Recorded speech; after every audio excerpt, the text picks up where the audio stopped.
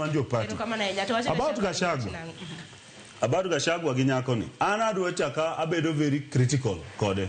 Nyako no en correct. Owacho ne Gachagua gima ber. But waduog back home. Ano kadwa deal with that matter. Of course Gachagua no bedo impeached nikech those part of speeches. Koro en on woman na gima jo parliament mar Kenya no se wacho no ni Gachagua is tribal, it is divisive.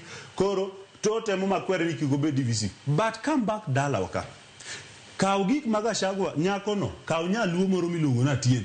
Moro mogi wa bunge wa magdala wa kawuono ma bende wacho mana injili mar wajoluo gibe penji giane because kata wan wajoluo gi bende kawuono wacho mana ni wajoluo kawuono king'iyo gimomiyo kata jaduong' Mondi kata jowa moko nyalo support William Ruto en Raila oriwore gi Ruto ni koro wayudo dongruok dhi Kaluo. That's all they are saying. Koro gimano tandiko kata chieng' more gazette ma wacho niya Kenya watuto one tribal. Koro kik ng'ato blame ng'ato. An ka jaluo, an proud na jaluo, an proud na wacho dholuo. Kendo samwa biro studio ka, onego wapuonj joluo wa yo maber mwanyalo yudo go power kata mwanyalo yudo go dongruok. Kaka ne wapuonjo gini wabede bath sirikal.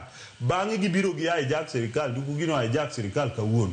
But the truth en niya, wabedure bath sirikal and pod abro encourage jo ne kata broad based government nyocha wacho ratil nyocha I support broad based government mana mondo wabed gi luasi no mwanyalo go yudo go dongruok thurwa abedo tribal because dala wakucho jowa mathagore dong wangen tiere siasa mar gwenge to bende tiere siasa iwacho ni mar national koro mano mar piny Kenya ineno inyalo bedo national ka to daka obi wacho kizungu ka dong wa Nairobi wawacho dhok mane wawuoyo jo mage sani wawuoyo gi jomage wawuoyo gi jodalawa wawuoyo gi joluowa and adwa wacho ni I don't care ahinya emomiyo niwinjo ka wacho chieng' cha Ramogi ka niya ni kasama ne wayudo thuolo bro sirikal mar Moi ne wakawo mana ministry mar roads gima nwatimo go maduong' en muko udi madongo kigero Thika super highway nyisa ang'eni jowa bende ringe kata na ringe because an gi plots moko kono but the truth en niya dine wamiwa ministry mar cooperative development mano dhi okawo mi joka ka